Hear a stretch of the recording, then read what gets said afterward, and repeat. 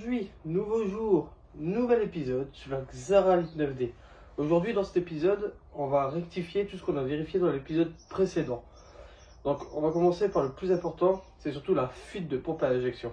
Parce que vraiment, ça, c'est vraiment un motif de contre-visite ou contrôle technique. Et même, ça fait consommer la caisse, ça fait polluer, c'est la merde. Donc, comme dans la vidéo précédente, si vous l'avez vu, on avait vu que c'était ce petit écrou de 32, petit écrou, ma foi, 32, avec un petit, je pense, voie torique à l'intérieur qui fuyait. Donc aujourd'hui, ce qu'on va faire, c'est qu'on va démonter cet écrou de 32. Normalement, j'ai regardé, il n'y a rien qui saute à l'intérieur en le démontant. Il y a quand même cet écrou de 32 avec le voie torique. Et il y a normalement un petit joint encore métallique qui lui, il faudra faire gaffe que ça saute pas. Mais à part ça, normalement, rien de méchant. Donc on va démonter ça et après on va aller chez un dieseliste, pas loin de mon garage, pas loin de chez moi, de mon garage, pour tout simplement le changer en fait, le joint torique. Parce que si c'est un joint spécifique ou pas, je sais pas. On va le démonter, on verra. Allez, c'est parti, on y va, let's go. Donc bon, comme dans la vidéo précédente que je disais, ça vient de cet écrou là, le gros de 32 là. Hop, je vais le pointer au doigt. Celui-là, on va juste le desserrer et le démonter. On va vérifier qu'il n'y a rien qui tombe, bien sûr. Je vais mettre un petit bac en dessous, desserrer au 32. Et je vous retrouve après, voir si ça a dérapé ou pas. Allez, let's go. Bon, ma foi, c'est venu assez facilement sans qu'il y ait trop de dégâts. Donc là, je l'ai là. Donc je regarde, le joint torique n'a pas l'air pourri, c'est ça que je comprends pas, que ça fuit. Mais on va quand même le changer. Quitte à l'avoir démonté, on va le changer, on verra bien. Pour moi, c'est là que ça fuyait. On va changer ça. On va essayer de changer le petit joint là. Je vais aller chez le dieseliste près de chez moi. Peut-être pour 5-6 € à changer tout ça. Et au moins après, j'espère que ça fuira plus. Après, il y avait ce petit joint là qui a sauté avec. C'est ça que je disais, que j'avais vu, un petit joint en métal. Et celui-là, faut garder. Surtout pas perdre. Et après, bah, là, il n'y a rien de spécial qui a sauté. Donc, tant que c'est comme ça, on va pas la démarrer, bien sûr. Et là, je vais chez le dieseliste. Allez, let's go. Bon, c'est bon. Le joint torique est changé. J'avais demandé aussi qu'ils changent ce joint-là, mais ils n'ont pas pu, ils n'en avaient pas. Normalement, ça ne fuyait pas de là. Théoriquement, on est bon, il n'y a pas besoin de changer celui-là. Enfin, j'espère. Donc, le joint torique est changé. Le voie torique est changé. Je remercie EDHD, c'est eux qui me l'ont changé. Fourniture, c'est un dieseliste tout simplement. Et en plus ils m'ont rien fait payer. J'ai demandé si je devais quelque chose et ils m'ont dit non, on peut, impeccable, on n'a pas besoin pour un petit joint comme ça. Donc franchement je les remercie, EDHD. Je les remercie, c'est sympa. Et maintenant on est parti le remonter et on verra ce que ça donne. Let's go. Bon, c'est remonté. Bon, je vous ai pas filmé, hein. Vous savez revisser un 232 quand même avec un joint. C'est pas compliqué en soi. J'ai remis le petit joint en métal. Le petit joint en métal, c'est censé éviter pour que ça se desserre. Donc je l'ai remis. C'est pas ça qui va créer la fuite. Le joint torique, avec le joint torique neuf, j'ai bien serré bien fort. Et le seul petit hic, c'est le joint en cuivre. Donc normalement ça fuit pas par là. Ça fuit par le joint torique. Et on va voir maintenant si ça fuit toujours. Si ça fuit toujours, alors là je comprends pas. Parce que pour moi c'est le joint torique. Si ça fuit plus, bah c'est normal. C'est un nouveau joint. Hop. Hop. Hop là. Bon, je vais peut-être avoir un peu de mal à démarrer vu que j'ai ouvert cette vis à la con. On va faire plusieurs préchauffages.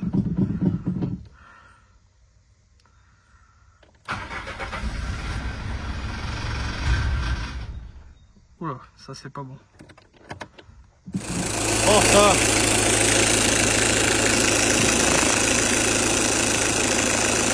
À première vue, ça n'a pas l'air de fuir. Je disais, à première vue, ça n'a pas l'air de fuir. Je vous retrouve après dans un petit 5-10 minutes. Parce que des fois, ça fuit après, pas tout de suite. Bon, validé. Validé, ça ne fuit plus. Alors, fuite de gasoil, pompe à injection. Ah merde. Hop, tac, fuite de gasoil, pompe à injection, validé pour 0 €. Alors il y en a plein qui m'avaient dit, va chez un dieseliste, touche pas à ça, si tu t'y connais pas. Bon, j'avoue, il y a eu le coup de pression tout à l'heure quand ça n'a pas voulu démarrer. Hein. Ça, mais je pense que c'est juste parce qu'elle n'était pas réamorcée. Et après l'avoir réamorcée, ça a démarré. Et ça fuit plus. Fuite de pompe à injection, 0 €. Donc c'était ce fameux T-Croûte 32. J'avais demandé un peu partout les avis. Il y en a plein qui me disaient d'aller chez un dieseliste, qu'il fallait pas y toucher parce qu'ils ne savaient pas comment ça était foutu à l'intérieur. Je me suis renseigné, je savais qu'il y avait un petit joint.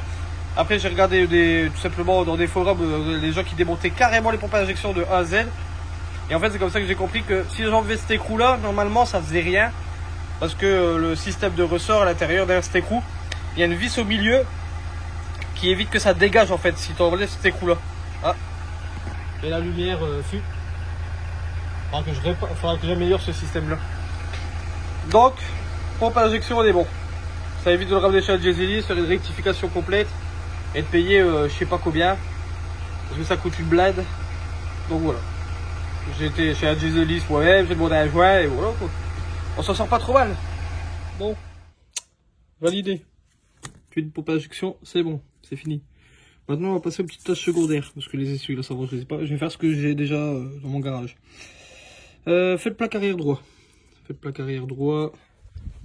Donc, hop, on le voit. S'allume pas, s'allume. J'ai tapé dessus. S'allume vraiment pas. Celui-là il s'allumait pas, j'ai tapé dessus, il s'allumait. Donc bon, on va démonter toute la garniture du bas. Donc il y a tout des vis Torx hein, tout simplement. Là. Et une fois que j'ai démonté ça, normalement on a accès. Et on change l'ampoule.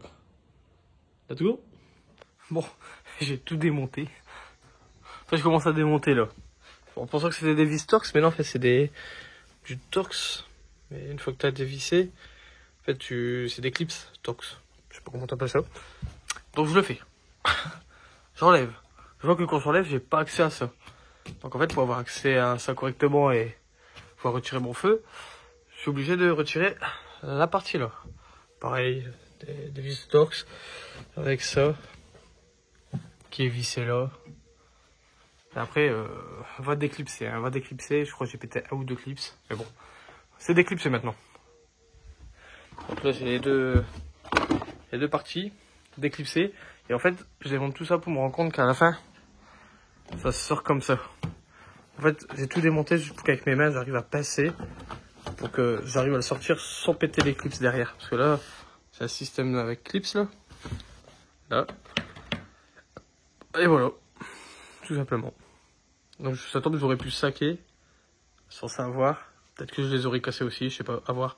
J'aurais pu saquer et le sortir sans tout démonter. Mais ma foi, on fait ça proprement. Bon, voilà. Donc ça c'est l'ampoule morte qui est un peu orangée et la nouvelle. Là tout simplement, en fait on va la brancher. On va la brancher ici.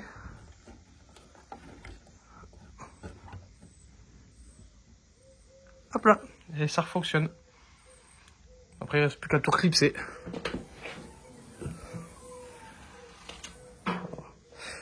Donc ça, à reclipser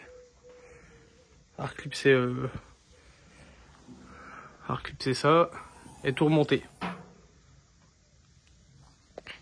Bon, ma foi, c'est assez simple.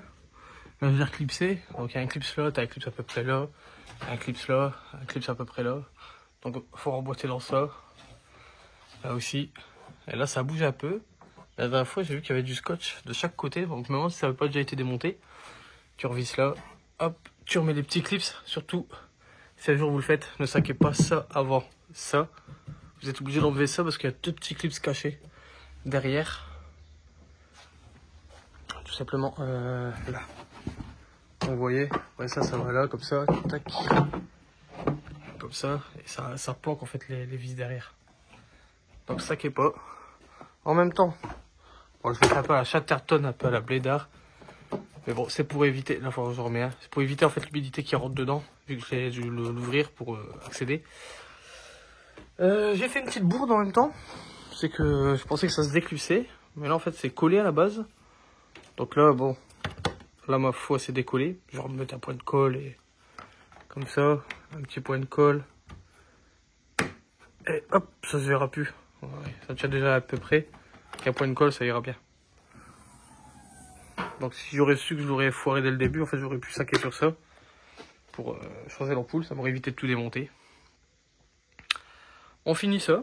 Je finis de remonter. Donc en soi, c'est pas compliqué. Là, faut juste raligner tout ce qu'il y a à raligner. Comme ça, mettre tous les clips. Il y en a un là, là, là. Là, il y a les vis de la poignée. Là, un dessous le côté là. Et une fois que ça c'est fait, je vais recoller mon petit truc. De toute façon, j'ai de la colle à pare-brise là. Ça va aller, ça va se coller. Et puis on aura fini cette petite étape là. Ça fera une petite ligne en moins au contrôle technique. C'est déjà mieux. Et voilà, une nouvelle chose de faite dessus. Tout est remonté. La lumière est mise. Elle éclaire même mieux que l'ancienne. Mais bon. Tant que ça fonctionne, c'est là on n'y touche pas. Hein. Et voilà. On va laisser sécher tranquille. Parce que j'ai recollé à la colle. Avec l'intensité de la lumière, ça va sécher. On va te claquer. Et c'est une nouvelle chose de faite. Alors. On en était à... Hop. Tac, tac, tac, tac. Plaque. Merde, j'ai cassé la mine. Plaque arrière droit. Ok pour 0 €. Voilà. Ensuite, graisse sur les portes. On va faire ça, c'est rapide. On va faire un petit peu de graisse sur les portes. Parce que ça cuit.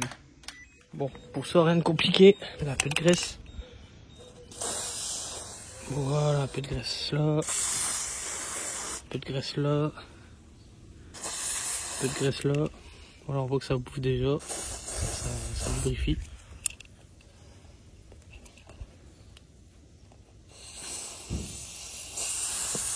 Voilà.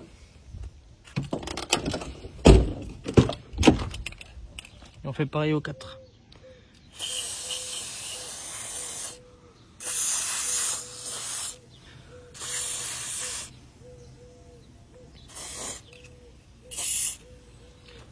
Voilà.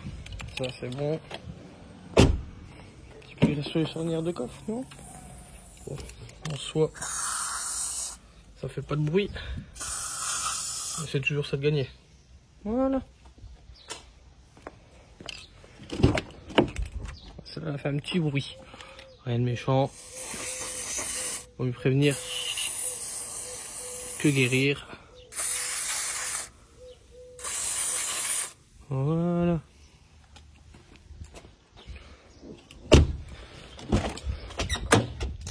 Celle-là on l'entend, celle-là. Oh, celle-là on l'entend. Elle grassouille bien. C'est sec de chez sec.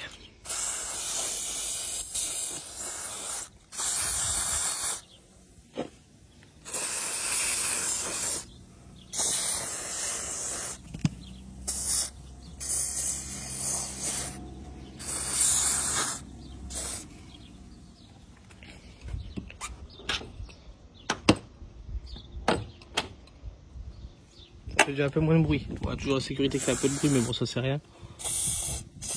Ça s'atténue au fil du temps. Voilà. Ça, c'est rapide, efficace et pas cher.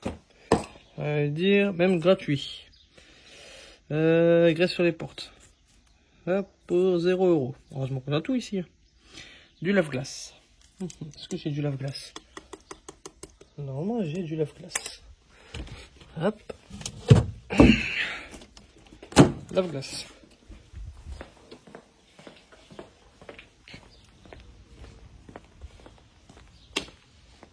Hop. Du lave-glace. Il n'y en avait plus. Et ça, quand il n'y en a plus au contrôle technique, ça fait une ligne en mineur.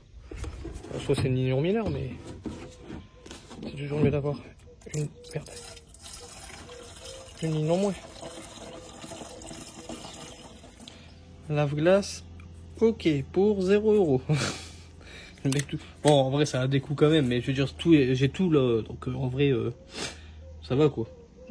Pression pneu, et ça se faisait pression pneu. Que je pense que les pneus ils sont bien dégonflés. C'est peut-être pour ça, parce que Au dernier contrôle technique, il n'y avait pas tellement de ripage. Donc je me demande si c'est pas à cause des pneus sous-gonflés que ça va bouffer les pneus.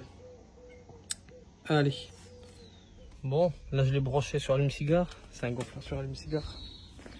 Et là on est à 2 bars. Alors qu'il faut à peu près 2 bars 3, 2 bars 4, non? Ah, 2,2. Bon, il y a peut-être quand même un peu de ripage qui foire tout. Bon, let's go. Raté. Démarre la voiture. Oh, mets au moins le contact.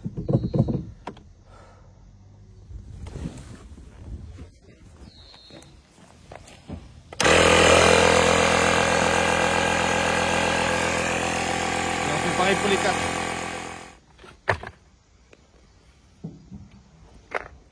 Pression de pneus, fini.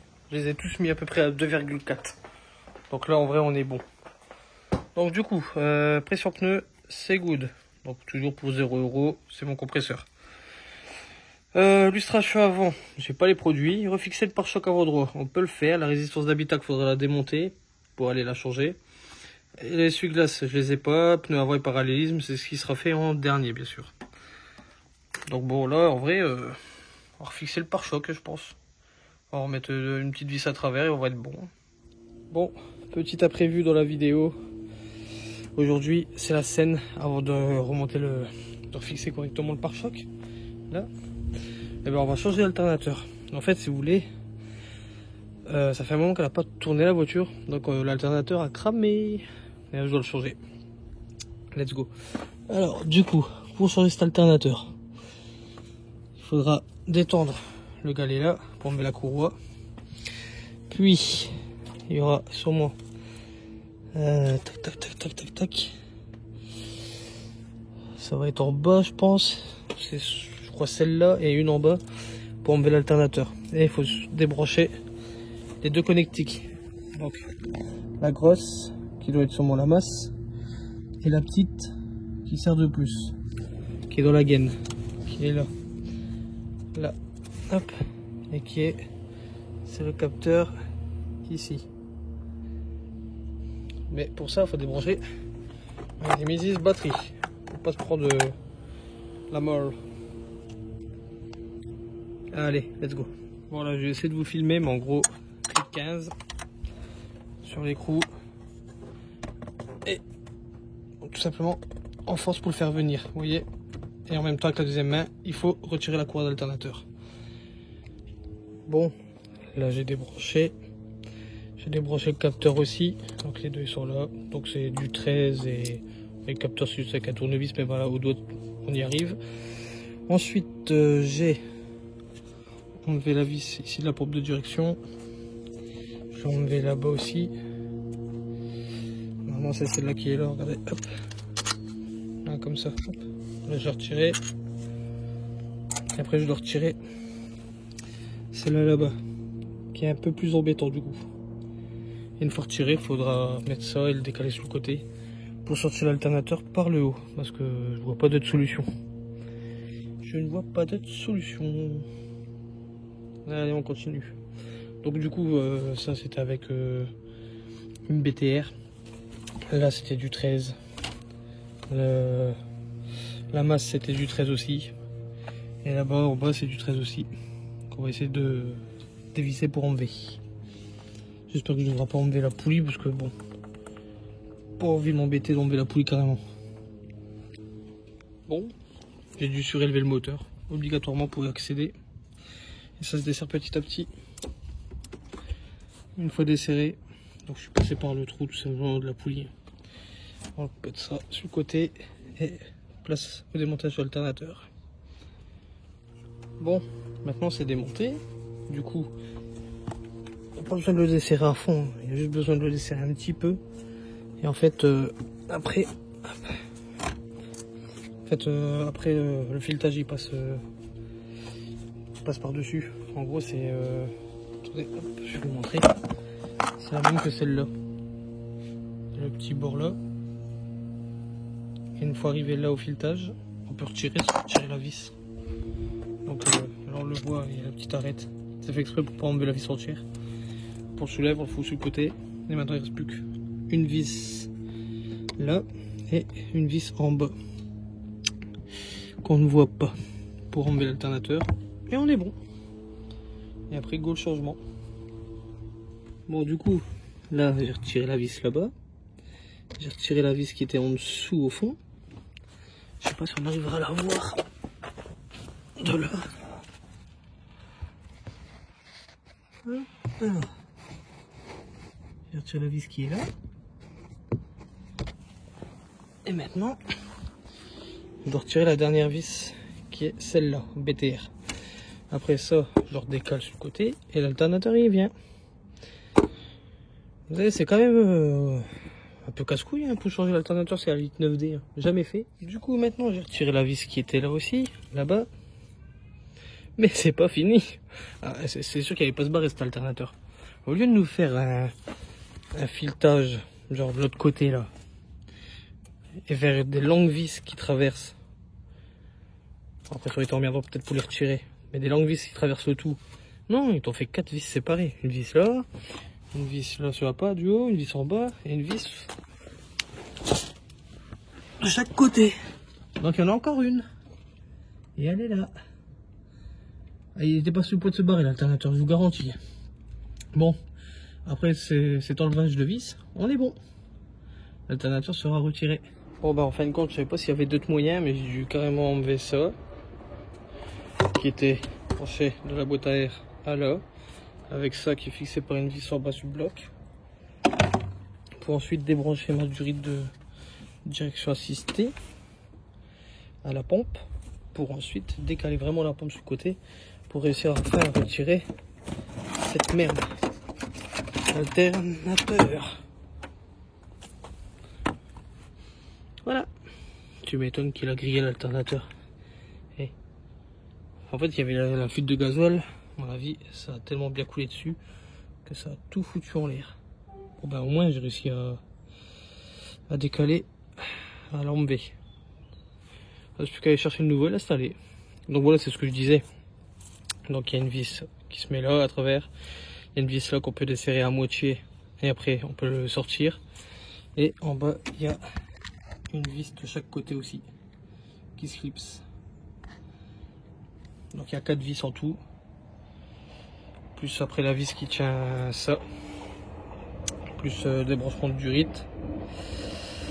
De pompe de direction. Plus enlever ça. En vrai le mieux c'est de faire comme j'ai fait. Après ça vous pouvez bien le décaler et retirer l'alternateur. Bon, il y a un petit peu de boulot quand même. Je pensais pas que c'était aussi chiant à faire. Mais bon. Maintenant c'est fait, on va aller chercher le nouveau. Et on va rentrer celle-là dans le garage en attendant. Bon, revenons à nous montants. La dernière fois, je vous avais laissé, on venait de changer l'alternateur qui avait grillé. Donc ça, c'est un alternateur d'occasion que j'ai mis, hein, tout simplement. Et depuis, il y a eu du changement sur cette Xara. Alors déjà, elle est passée au contrôle technique. Favorable. Les pneus et le parallélisme, ça a été fait. Check. C'était marqué sur la liste. Maintenant, c'est bon, c'est fait. Les essuie-glaces, ils ont été changés. Voilà, tout neuf, les essuie-glaces là avant, c'est fait. Ensuite, elle passe au contrôle technique, bon, elle est passée. Mon frère l'a pris parce que Madame la Clio a quelques problèmes. Sa première voiture qui va rester pour l'instant dans le garage et ça sera un nouveau projet en gros à refaire. En gros, pour vous dire, je l'ai pas, mon frère il l'a eu. Elle avait rien. Aujourd'hui, il y a du travail. Ça se voit qu'il conduit quand même un briquet. Du coup, passons à nos moutons. La Xara, entre deux, vous vous rappelez, la petite fuite de pompe à gasoil ici que j'avais résolue. Après, entre deux, il a consommé toujours. Je dis, c'est bizarre, elle consomme. On va regarder. C'est pas, je vois une fuite de gasoil sur ça. Donc, qu'est-ce que je vais faire? Abruti que je suis. J'ai voulu regarder. J'ai à peine mis mon cliquet. J'ai à peine mis le cliquet, je vous jure. J'ai même pas forcé que le bout il a pété. En fait, ici, normalement, il y a tout le système de ralenti. Du coup, ce qui fait que maintenant, que je l'ai pété, il faut démonter tout le couvercle. Donc, j'ai dû racheter l'axe de ralenti moteur. J'ai racheté du coup le joint de ça et le joint de l'accélérateur en dessous, le joint du cache. Et on va devoir tout tout démonter pour changer ça. Donc démonter pour changer ça. Après ça sera résolu. Après il y a un petit problème au coffre à l'arrière. C'est que le coffre à l'arrière, quand on verrouille mal, la serrure a fait schlac, schlac, schlac, schlac. Elle se verrouille, se déverrouille. Ça vide la batterie. Et au matin, mon frère, quand il va au travail, c'est la merde. Il n'y a plus de batterie. Donc ça aussi, c'est un problème à résoudre. Donc je vais d'abord attendre les pièces de ça. Ça roule toujours. C'est juste que ça fuit. Vu que j'ai pété le ralenti, j'ai dû un peu bidouiller le câble d'accélérateur pour que ça reste accéléré au ralenti pour plus qu'elle s'étouffe le moteur. En attendant. Bon. La pompe à injection, elle est réparée. Alors je ne l'ai pas fait en vidéo parce que vu que c'est la première fois que je le faisais, je voulais pas faire de conneries. En soi, je vais expliquer. J'avais cassé l'axe là. De toute façon, il fuyait par l'axe. Donc en voulant regarder, je l'avais cassé. Du coup, j'ai dû commander l'axe qui m'a coûté 27 € l'axe sur un site où c'était le seul à le faire dans le sud de la France. J'avais acheté la pochette de joint sur eBay, ça se vend. Faut juste regarder la référence. De la pompe et ça se voit, il y en a partout sur eBay. Ensuite suite à ça, ce matin quand j'avais les pièces, ce matin ce que j'ai fait, j'ai démonté. Alors en soi j'ai démonté les 3 vis là, 1, 2, là, 3 là. Ça je le prends, je l'écarte. Ça vous pouvez le laisser dessus. J'avais démonté moi mais j'ai remarqué qu'on pouvait le laisser dessus. Ensuite une fois que ça a été fait, j'ai dévissé cet écrou là. Attention, il y a 2 rondelles. Là, c'est la vis de gasoil. Ensuite, je l'ai débranché là pour avoir plus de mou et l'écarter. Puis ensuite, j'ai enlevé le câble d'accélérateur. Du coup, l'axe qui était cassé, il était déjà cassé, mais il faut retirer l'axe. Faites gaffe quand vous le dévissez. Il y a le système de ressort qui saute.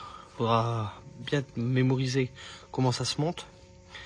Et bien tenir quand vous allez le dévisser parce que ça va sauter aussi avec le ressort tendu.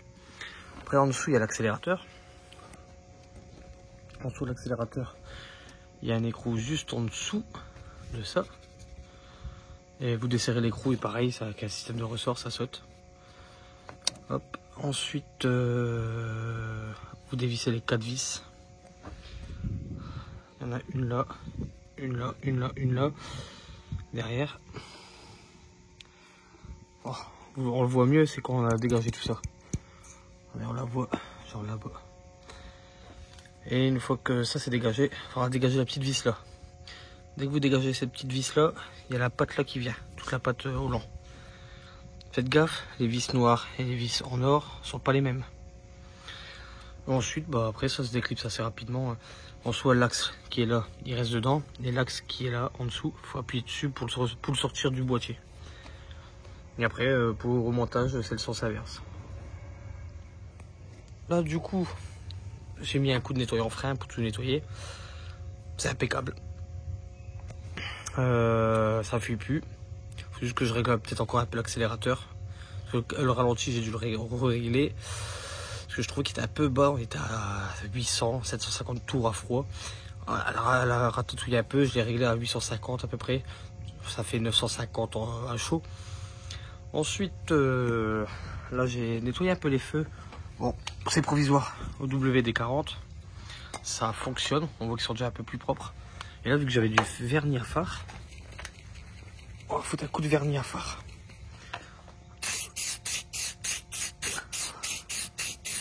Voilà, ça fait déjà plus propre.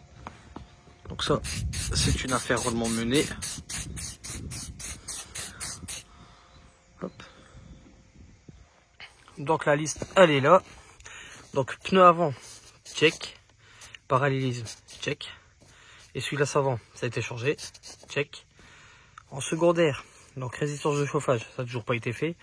Ça sera fait hors vidéo parce que c'est compliqué de trouver la résistance sur cela. Il y a 2 modèles et comme par hasard c'est le modèle le plus chaud à trouver. Sur le plaque arrière, ça va été fait. Refixer le pare-choc à l'avant droit, ça va être fait. Je mettrai une vis à travers, rien de méchant. Ce que je vais faire, hop, je vais le renfoncer en dessous. Je vais percer un trou, je vais mettre une vis à travers. Et ça sera fixé. Comme ça, c'est pas dérangeant en soi là. Mais je le ferai question de propreté. Donc là, on est bon.